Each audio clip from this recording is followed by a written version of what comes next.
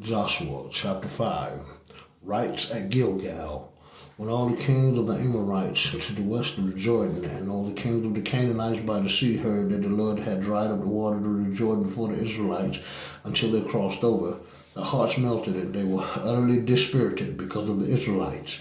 On this occasion the Lord said to Joshua, "Make flint knives and circumcise Israel for the second time." So Joshua made flint knives and circumcised the Israelites at Gibeath Haraloth.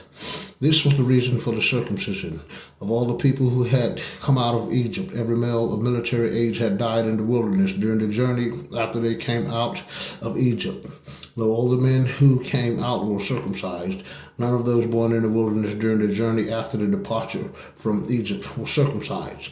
Now the Israelites wandered 40 years in the wilderness until all the warriors among the people that came forth from Egypt died off because they had not listened to the voice of the Lord.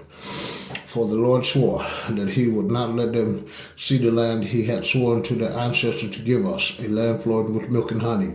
It was the children God raised up in their stead whom Joshua circumcised, for these were yet with foreskins, not having been circumcised on the journey.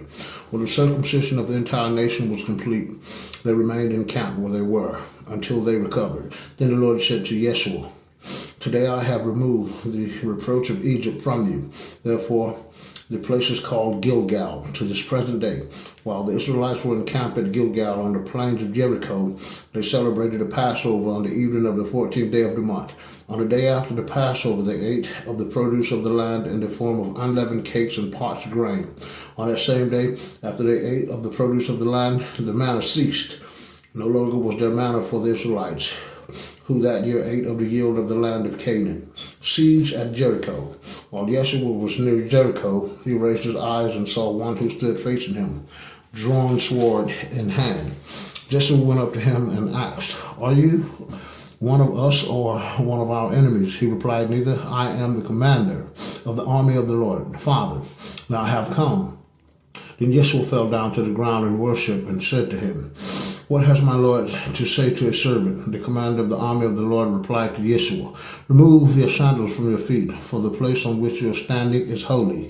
And Joshua did so.